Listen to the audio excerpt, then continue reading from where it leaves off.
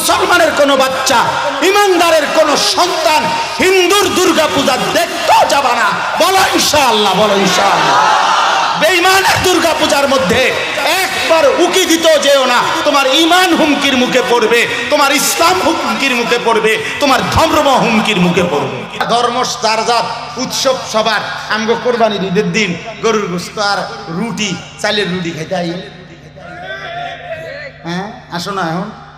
তা যারা এখন এগুলা বলে তারাই তো তাদেরকে উৎসাহিত করে তাদের ঘরে খাওয়ানো উচিত এবং সেটা ভিডিও দেওয়া উচিত যে দেখেন আমি যে বলছি ধর্ম যার যার, উৎসব সবার।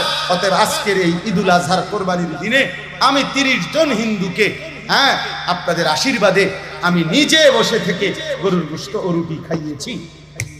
খাওয়ান মাতবুরি শুধু মানুষের কান্দের উপরে, নেতাগিরি শুধু পাবলিকের উপরে চাপায় দেওয়ার চেষ্টা।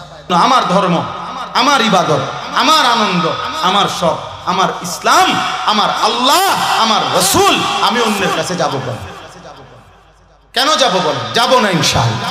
বলেন ইনশাআল্লাহ, সবাই বলেন ইনশাআল্লাহ। আল্লাহ আমাদেরকে তৌফিক দান। পরিষ্কার বললাম, কোন আমরা কারো উপরে আমরা আঘাত করব না, কারো উপরে আমরা জুলুমও করব না। ধর্ম যার যার, উৎসব সবার। এটা মিথ্যা কথা, এটা কুফরি কথা, এটা কাফেরের কথা, এটা বেঈমানের কথা, ইমানদারের কথা হইতে পারে না। এটা বেঈমানের কথা হইতে পারে। ধর্ম যার যার, উৎসব সবার। না না, আমরা এটা মানি না, আমরা এটা মানি না। আমার ধর্ম, আমার ইবাদত। আমাদের ধর্মে কোনো আলাদা উৎসব নেই।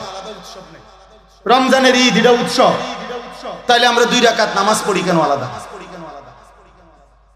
কোরবানির ঈদ এটা উৎসব, তাহলে আমরা আলাদা নামাজ পড়ি কেন?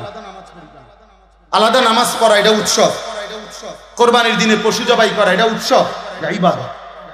বলেন না কেন? মুমিনের হাসিও ইবাদত, মুমিনের কান্নাও ইবাদত। মুমিন তার স্ত্রীকে ভালোবাসে, এটাও ইবাদত। মুমিন তার সন্তানকে ভালোবাসে, এটাও ইবাদত। মুমিন স্বামী স্ত্রীর মেলামেশা করে, আল্লাহর রাসূল বলছে এটাও ইবাদত, এটাও সাদাকা। ওয়াফি বুদআই আহাদিকুম সাদাকা। নবীজি বলছে তোমাদের স্বামী স্ত্রীর হালাল মিলন, স্বামী স্ত্রীর হালাল সম্পর্ক, সেটাও সাদাকা। অতএব তোদের ধর্ম, তোদের উৎসব, আমাদের কোনো আপত্তি নেই। তোমার ধর্ম, তুমি ঠ্যাঙ্গালগি দিয়ে নাচো, আমার সমস্যা। কথা বোঝেন না? আমি তো তোমাকে বাধা দিচ্ছি, তুমি আমার ডাকো কেন? ডাকো কেন? মনে রাখবে, আল্লাহর নবী সাল্লাল্লাহু আলাইহি ওয়াসাল্লাম, আমি নিজে হাদিস পড়ছি, নবীজি বলছে যদি শুনো যে দাজ্জাল আসছে, দাজ্জাল অমুক